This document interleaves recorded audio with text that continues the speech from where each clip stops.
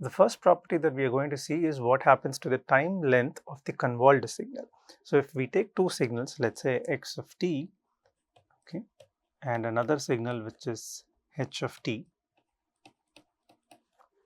assuming that both these signals have a finite duration. In this case, the example that we've taken, x of t exists from -1 to +1, which means the time duration over which the signal is non-zero is finite, and here it is in fact equal to 2 seconds. And for h of t, it exists between -0.5 seconds to +0.5 seconds, which means the time duration for which the signal is non-zero is 1 second. Okay, once again it is finite. So we are taking two finite length sequences and convolving with each other. And the question that we are asking here is what happens to the length of the convolved output. So if y of t is the convolved output of x of t and h of t, what is the time duration for which y of t is non-zero? That's the question that we are asking. So in this particular case, as you can see, the plot here is the convolved output of x of t and h of t, and it is non-zero from -1.5 to +1.5. In other words, the time duration is 3 seconds for which it is non-zero, which is exactly equal to t1 plus t2. So in this case, it so turns out that the length of the convolved output is non-zero for t1 plus t2 seconds. In general, the time duration of the convolved output is non-zero for a maximum of t1 plus t2 seconds. Okay, it cannot exceed beyond that. So why cannot it exceed beyond t1 plus t2?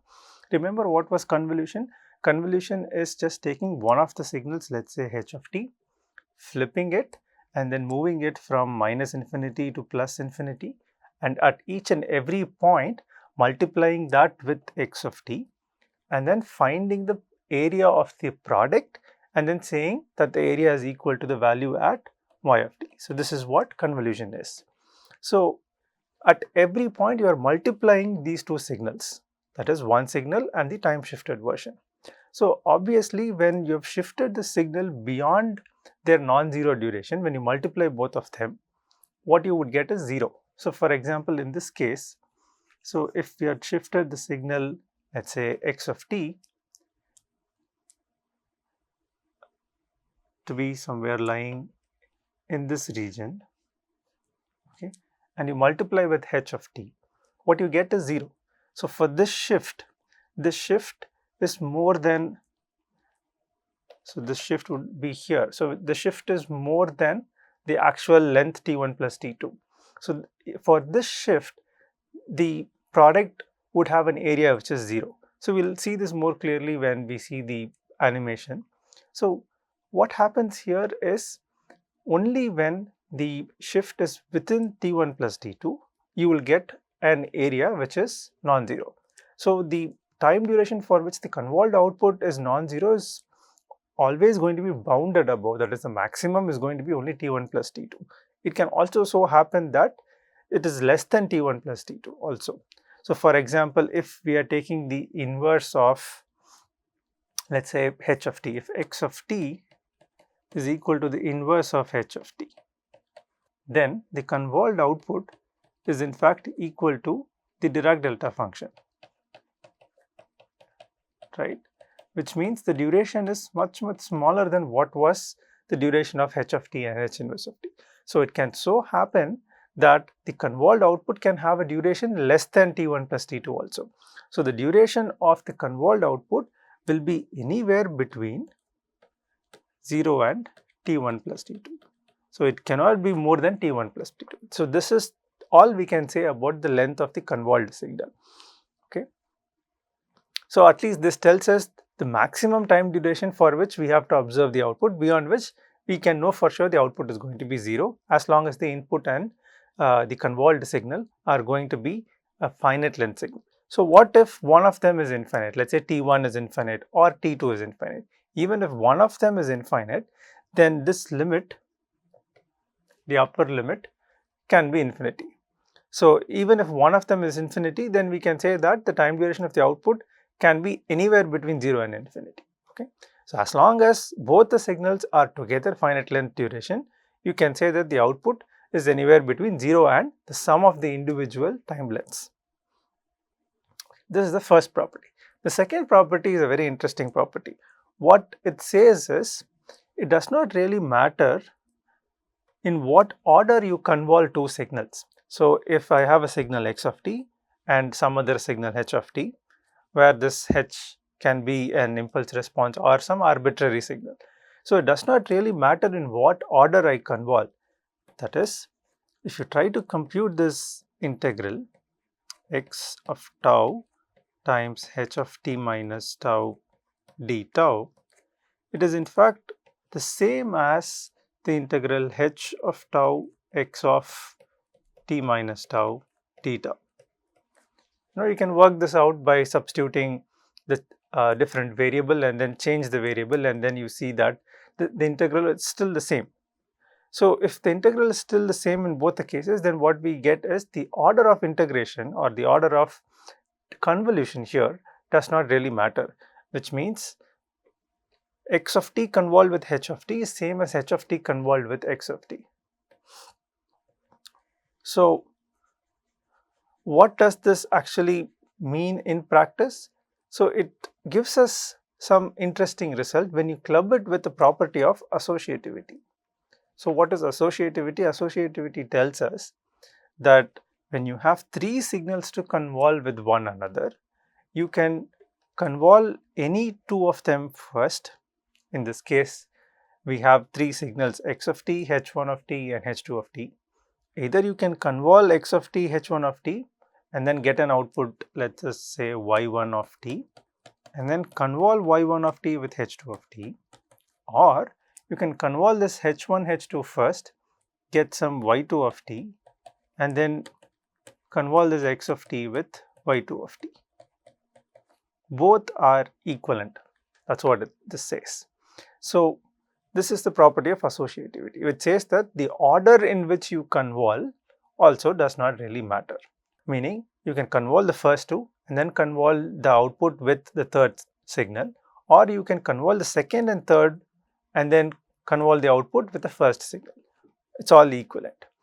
So if this is true and commutativity is true, you can combine them together and then say that the order in which you have two systems clubbed together does not really matter. What does this mean? So let us use the commutative property inside the associative property. So if I use the commutative property inside the associative property, what do I get? So let's say in this particular example, I see what is happening. In other words, first of all, what does this equation mean? This equation means that there is a system whose impulse response is h1 and its input is x of t. Okay, and that output is now fed to another system whose impulse response is h2 of t. So this is what is represented by this particular equation. All right. Now, if this is equivalent to this particular expression, the first interpretation that we get is you can now construct a new system altogether. Okay, you can replace these two boxes that you have here, okay, with just one box, and that box would be having an impulse response of y2 of t, and you can just feed the same input x of t and you will get the same output y of t. So this is what associative property tells you. It tells you that if you have two LTI systems with impulse responses h1 of t and h2 of t, you can actually reduce them to one LTI system such that their impulse response is given by the convolution of the individual impulse responses. So this actually helps us in analysis in several ways. So if you have a big system, what you can do is you can break that down into multiple smaller systems. So if you have a big system like this, you can break that down into multiple smaller systems and analyze the simpler ones and then combine everything together to build the bigger system just by convolving their impulse response. Okay. Okay, so this is one useful interpretation from this property. The other interpretation is, now think about this H1, H2. Now we know that convolution is commutative, which means the order in which you convolve H1 and H2 does not matter. So you can write this expression as H2 of t convolved with H1 of t. Okay, so now this entire box can be said to be having an impulse response which is H2 convolved with H1. Now once again, using the associative property, you can say that this is as good as x of t convolved with H2 and then you convolve it with H1, which means all you've done here is swap the order of H1 and H2. So initially H1 was coming first, followed by H2, but we have used the property of associativity and commutativity of convolution, and we have said, or we observed, that the output y of t is still the same in both the cases. So when you have an LTI system, the order in which you cascade two LTI systems does not really matter, because the output is going to be the same irrespective of the order in which you cascade them. So this actually helps us in real life in many ways. So if you have two circuits, let's say I have one circuit here somehow and there is some input here.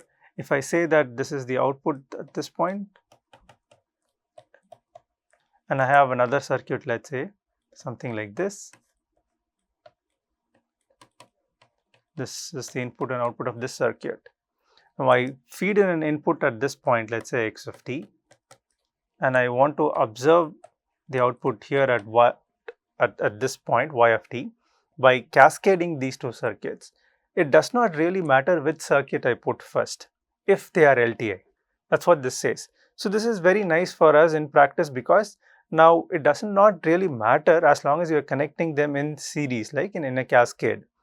It does not really matter how I put the series connection. You can have in any order you want, the output will always be the same. So that's what this says for an LTI system. Keep that in mind, only for an LTI system, because only for LTI systems you have the input output to be related through convolution, and the convolution has this property of commutativity and associativity. So this is very useful for us.